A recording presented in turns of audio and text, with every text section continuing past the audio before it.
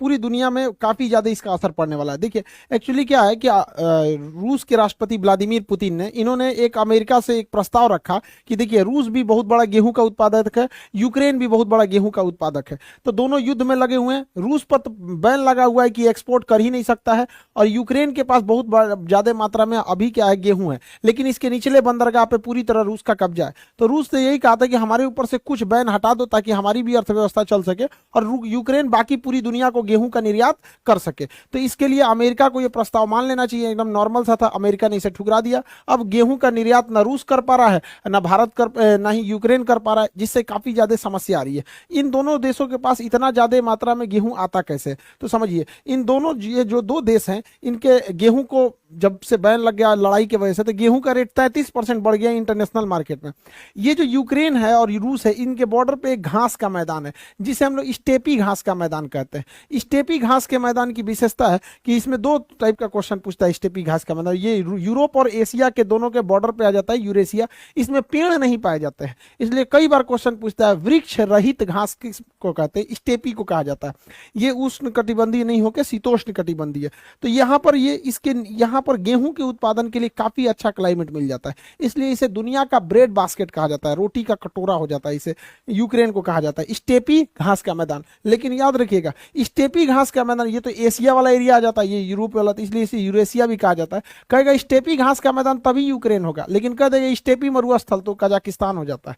इसलिए इसका थोड़ा ध्यान से रखिएगा, गड़बड़ मत कर दे यहाँ पे। तो यह इस वजह से गेहूं का उत्पादन पूरी तरह से उत्पादन कर रहे हैं, मतलब व्यापार जो है इंटरनेशनल मार्केट में पूरी तरह से ठप पड़ गया है। और उसके बाद क्या है कि फर्टिलाइजर, गेहूं के उत्पादन में कहीं पे भी फर्टिलाइजर की ज्यादा जरूरत पड़ती है, तो उन फर्टिलाइजरों के उत्पादन में सबसे आगे था रूस। और इस युद्ध के माहौल में रूस के फर्टिलाइजर उद्योग भी बंद हो गए, इसलिए दुनिया को जब खाद ही नहीं मिलेगा तो उस कंडीशन में गेहूं का उत्पादन क्या होगा? इसलिए दिनों दिन गेहूं का रेट बढ़ते जा रहा है। और फर्टिलाइजर बहुत ज्यादा जरूरी होता है किसी भी फसल को बड़े मात्रा में उत्पादन करने के लिए।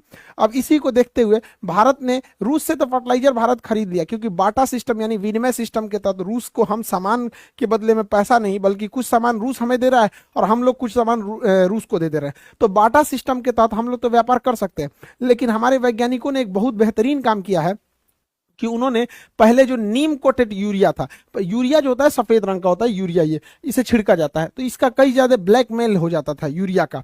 तो इसमें क्या किया गया, नीम का वो मिला लिया गया, कड़वापन, जिस वजह से इसका ब्लैक मेल नहीं हो पाता था, खेत में ही यूज हो पाता था। लेकिन वो बहुत ज्यादा मात्रा में छिड़कना पड़ता था और ये काफी महंगा हो जाता था। ये लगभग राउंड द फिगर ये 400 के आसपास में यूरिया का प्राइस है। लेकिन इंटरनेशनल मार्केट में ये सरकार को पड़ता है बहुत ज्यादा महंगा यूरिया, लगभग 3000 से 4000 के बीच में सरकार खरीद के सब्सिडी देके किसानों को देती है यूरिया का भारत में। तो इसका इफको नामक संस्था जो है भारत में खाद्य उत्पादन यही इसी के कंट्रोल में रहता है। इसने एक नए टाइप का यूरिया बनाया है, दुनिया में पहली बार nano urea. Nano urea particle जबरदस्त इसलिए है क्योंकि यह महज आधा लीटर से 1 एकड़ जमीन में इसके यूरिया का छिड़काव किया जा सकता है। और आधा लीटर 250 रुपया खर्च आएगा, 250 में 1 एकड़ किया जा सकता है, यानी जहां 50 बोरा लगता था वहां आधा लीटर लगेगा। अब इससे क्या है कि अब जब आधा लीटर ही खरीदना है तो महंगाई ज्यादा मायने नहीं रखती है, जब क्वांटिटी ज्यादा खरीदना है तब ना आदमी महंगा खरीदता है। तो हम लोग इसको मतलब आधा लीटर से 1 पूरे एकड़ तक हम लोग यूरिया का छिड़काव कर सकते हैं। और इसे छिड़कना पड़ता है क्योंकि लिक्विड फॉर्म में रहेगा। यहाँ पर किसी भी फसल के लिए क्वेश्चन हमेशा याद रखिएगा कि जब खेती करते हैं और उसमें खेती में जब फसल लग जाती है खेती के लिए, तो उसमें नाइट्रोजन, फास्फोरस और पोटेशियम, ये 3 चीजों की जरूरत होती है, जिसमें सबसे ज्यादा नाइट्रोजन 4 गुना होना चाहिए और 2 गुना फास्फोरस और एक हिस्सा उसका पोटेशियम होना चाहिए। NPK, नाइट्रोजन, फास्फोरस और पोटेशियम, ये रेशियो होता है। लेकिन जब बीज बोया जाता है, खेती के लिए तो वो अलग हो गया, लेकिन जब बीज बोएंगे तो उसमें भी नाइट्रोजन, फास्फोरस और पोटेशियम चाहिए होता है। तो वहां नाइट्रोजन कम चाहिए होता है और नाइट्रोजन से 2 गुना फास्फोरस चाहिए होता है और फिर 1 हिस्सा होना चाहिए पोटेशियम आपका। तो याद रखिएगा ये क्वेश्चन पूछेगा बीजारोपण के समय सबसे ज्यादा किसकी जरूरत होती है? तो फास्फोरस की पूर्ति जो होती है DAP से होती है, डाई अमोनियम फास्फोट। DAP से फास्फोरस की पूर्ति होती है। और यहाँ नाइट्रोजन की पूर्ति यूरिया से होती है, 46% यूरिया में नाइट्रोजन होता है। तो खेती के लिए सबसे ज्यादा जरूरी है नाइट्रोजन, ये यूरिया में नाइट्रोजन मिल जाता है। और बीज बोते समय सबसे ज्यादा फास्फोरस की जरूरत है। ये तो बहुत महंगा है, लगभग 1500 के आसपास DAP का बोरा है। तो भारत के वैज्ञानिकों ने बहुत सराहनीय काम किया है, जिससे कि अभी इस समस्या से हम लोग निजात पा सकेंगे। और इस सब को देखते हुए गेहूं का जो प्राइस बढ़ रहा है, तो भारत सरकार ने प्राइवेट कंपनियों पर बैन लगा दिया है कि अब वो गेहूं का निर्यात विदेशों में नहीं कर सकती। अब किसी भी देश को भारत से गेहूं खरीदना है तो दुकानदार या फिर बिजनेसमैन से नहीं खरीद सकते हैं, गवर्नमेंट टू गवर्नमेंट डील करनी पड़ेगी, तभी गेहूं मिलेगा। ये एक लंबा प्रोसेस हो जाता है। हम फ्रेंडली कंट्री को ही दे सकते हैं, लेकिन अगर व्यापारियों से खरीदना रहता है तो उसमें कोई खास दिक्कत नहीं आता है। अब गेहूं के निर्यात रुक जाने से पूरी दुनिया में इसके प्राइस बढ़ते जा रहे हैं, खास करके अफ्रीका अन्य देशों में, कई देश में जहां पर गेहूं का उत्पादन नहीं होता, जैसे इंडोनेशिया को निर्यात नहीं हो पाएगा, मलेशिया को नहीं हो पाएगा, जिस वजह से वहां पे काफी सारे समस्याएं आ जाएंगी वहां पर।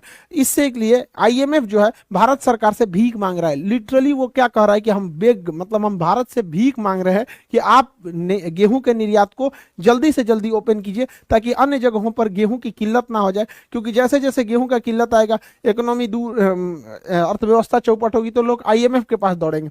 ये आईएमएफ पे भरोसा मत कीजिएगा, ये चोट्टा पूरी दुनिया को ये चौपट, मतलब ये हमेशा अपना फायदा सोचता है और अमेरिका के हिसाब से चलता है। आईएमएफ की कहानी हम आपको बताते हैं। 1991 में भारत की स्थिति इतनी खराब थी कि महज 15 दिन का हमारे पास पैसा बचा हुआ था। जो हाल श्रीलंका का आज है ना, उससे भी बुरा हाल हो गया था हम लोग का 1991 में, 1991 में, 1991 में। उस समय प्रधानमंत्री पीवी नरसिम्हा राव थे और वित्त मंत्री मनमोहन सिंह थे। पीवी नरसिम्हा राव का दिमाग ही हिल गया, क्या करना चाहिए। उन्होंने सारी जिम्मेदारी वित्त मंत्री मनमोहन सिंह के ऊपर दिया था और हम लोगों को अपने रिजर्व बैंक का सोना गिरवी रखना पड़ा था, तब जाके हम लोग को पैसा मिला था। और आईएमएफ ने हमें शर्त रखा था कि आप अपने यहाँ लिबरलाइजेशन कीजिएगा, यानी विदेशी कंपनियों के साथ भेदभाव नहीं कीजिएगा, उनको भी बराबर का मान्यता दीजिएगा। प्राइवेटाइजेशन कीजिएगा, प्राइवेट कंपनियों को भी आने दीजिएगा। ग्लोबलाइजेशन मतलब होगा कि विदेशी कंपनियों को आने से नहीं रोकिएगा। एलपीजी, लिबरलाइजेशन, प्राइवेटाइजेशन, ग्लोबलाइजेशन किए, ये शर्त माना, तब हम लोगों को कर्जा मिला। और उसके बाद से हम लोगों ने धीरे धीरे उसे अर्थव्यवस्था को पटरी पर लाना चालू किए थे।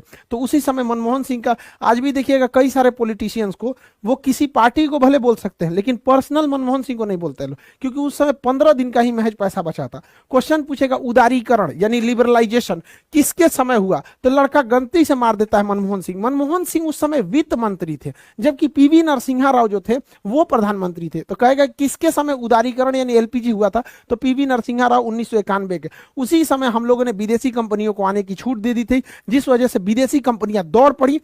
भारत में कारखाने थे नहीं। 1991 में जैसे हम लोगों ने विदेशियों को खोला, विदेशी कंपनियां टूट पड़ी भारत में। और जैसे वो टूट पड़ी तो भारत में इंजीनियरों की हैवी डिमांड होने लगी, क्योंकि वो इंजीनियर तो घर से नहीं लाएंगे, और यहाँ इंजीनियर थे नहीं, तो यहाँ जो भी इंजीनियर थे उन लोगों का हैवी डिमांड हुआ, बहुत सैलरी मिलने लगा। तो एकदम दिमाग में बैठ गया, जिसको देखो इंटर पास इंजीनियर आज इतना ज्यादा भर गए और फैक्ट्रियां तो आ नहीं रही हैं। तो ये 1991 में था। यही आईएमएफ है जो भारत को उस समय आंख दिखाता था, और आज भारत से यहाँ पर ये लोग भीख मांग रहे हैं। और अजीब स्थिति है, देखिए पाकिस्तान भीख मांग रहा है आईएमएफ से और आईएमएफ मांग रहा है भारत से। ये स्थिति है, ये भारत के किसानों के बदौलत है। इनका कहना है कि गेहूं पे से निर्यात को प्लीज हटा दीजिए। मोदी जी से जाके बोल रही, अजब हाल है। मोदी जी से सुने, अच्छा गेहूं से निर्यात हटाना है। इन्होंने गेहूं से तो हटाया नहीं, बल्कि चीनी पे भी बैन लगा दिया। अब चीनी भी नहीं दे सकते, और साथ साथ चावल पे भी लगा दिया। जा लो, जा मांगने गए थे, समझ में नहीं आ रहा किससे कर। भाई हम लोगों को हमेशा अपना देश देखना चाहिए, बहुत अच्छा डिसीजन है। पहले हम अपना देश देखेंगे, बाद में दुनिया को देखेंगे। आईएमएफ वालों पे कोई भरोसा नहीं है। हमेशा याद रखिएगा, अपने देश के साथ जिसने भी गद्दारी किया उसे कभी नहीं भूलना चाहिए, चाहे कुछ भी हो जाए।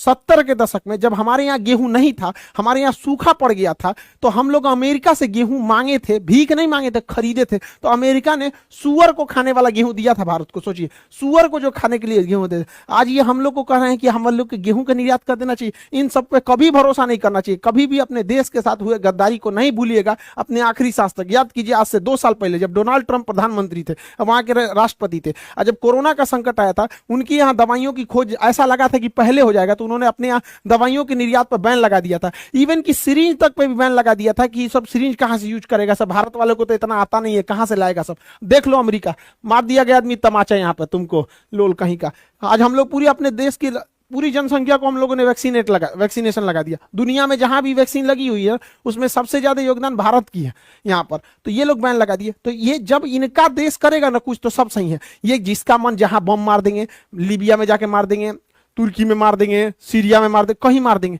और जहां हम लोग कश्मीर में जाएंगे तो कह देंगे पंचायती करने आने के लिए। इसलिए हमेशा अपने देश के बारे में सोचना चाहिए। बहुत अच्छा डिसीजन है भारत सरकार का, बैन नहीं हटाना चाहिए, दुनिया को भी तो समझ में आए। अच्छा ये बताइए, पेट्रोलियम देशों का अपना संगठन है, वो लोग का देखते हैं कि पेट्रोल महंगा हो गया तो पेट्रोल का बेचना ही बंद कर देते हैं, महंगा हो जाता है तब बेचते हैं। चोट्टा कहीं का, पेट्रोल तुम बेचोगे अपने हिसाब से, गेहूं बेचेंगे हम लोग नहीं, तुम पेट्रोल रोको हम गेहूं रोकेंगे। सैल्यूट है किसानों को, यहाँ पर हम लोगों को ऐसा होना चाहिए। और आईएमएफ को घुटने पे लाना चाहिए। आईएमएफ कहता है कि दुनिया में जो भी व्यापार करना है 5 को मुद्रा में कीजिए। Special driving right, special driving right, इसे कागजी स्वर्ण भी कहते हैं, एसडीआर। क्या क्या भैया, तो अमेरिका का डॉलर, यूरोपीय यूनियन का यूरो, चीन का युआन, जापान का येन और ब्रिटेन का पाउंड स्टर्लिंग। मतलब 5 देश में व्यापार कर सकते हैं हम लोग। हम लोग रुपया में व्यापार नहीं कर पाते। वो किसी देश से अच्छा रिलेशन है, जैसे ईरान से है हम लोग का मित्रवत रिलेशन है, तो ईरान का पेट्रोल का पैसा हम लोग डॉलर में न करके रुपया में कर देते हैं। अमेरिका उस पर भी घुसी आता है। तो भारत सरकार को भी बैन लगा, इस तरह पे प्रेशर लगाना चाहिए कि भैया जब चाइना का शामिल कर दिया तो हम लोग का भी शामिल कर दो। मौका मिलना चाहिए ऐसा, ताकि स्ट्रिक्ट एक्शन लेना चाहिए। आज हमारा देश पूरी दुनिया के सामने एक पावर बन के बैठा है किसानों के बदौलत। सोचिए, पूरी दुनिया का, हम भारत की बात नहीं करें, पूरी दुनिया में 35% लोग जो खाना खाते हैं वो भारत के किसानों से जाता है। रीजन समझिए, दुनिया का 17% लोग तो अकेले भारत में रहते हैं, और भारत में जो लोग खाना खा रहे हैं भारतीय किसानों ने जो उनको उगाया है। इसके अलावे, इस 17% के अलावे हम लोग निर्यात करते हैं। तो पूरी दुनिया में जिन लोगों के मुंह में अनाज जा रहा है, जो खाना खा रहे हैं ना, वो 33% भारत के किसानों ने उपजाया है। ऐसे किसानों के लिए सोच सकते हैं, हमारे देश के किसानों के लिए जय जवान जय किसान। लेकिन इसी के साथ दुखद भी ये कहना पड़ता है कि इन किसानों की स्थिति देखिएगा तो बहुत दयनीय है। इनको कोई नहीं पूछता है, सूखा आए, बाढ़ आए, कोई सामाजिक इन लोग के लिए सुरक्षा नहीं है। अजीब सी स्थिति इन बेचारों के लिए बनी हुई है। देखिएगा गुजरात में, महाराष्ट्र में सूखा की वजह से, हालांकि हर जगह के किसानों की कम वैसी स्थिति वैसी ही है, लेकिन चूंकि गुजरात, महाराष्ट्र ये सब के एरिया में सूखा भी ज्यादा पड़ता है, वहाँ किसानों का सुसाइड रेशियो बहुत ज्यादा है। तो सोचिए, ये आज आज़ादी के इतने सालों के बाद अगर किसानों के प्रति इस तरह से दुर्दशा है तो ये अच्छी बात नहीं है। जिन किसानों ने हमें आसान से जीना सिखा दी, विश्व पटल पर हम लोग, आज दुनिया हमसे भीख मांग रही है कि गेहूं का निर्यात करो, चावल का निर्यात करो, चीनी का निर्यात करो।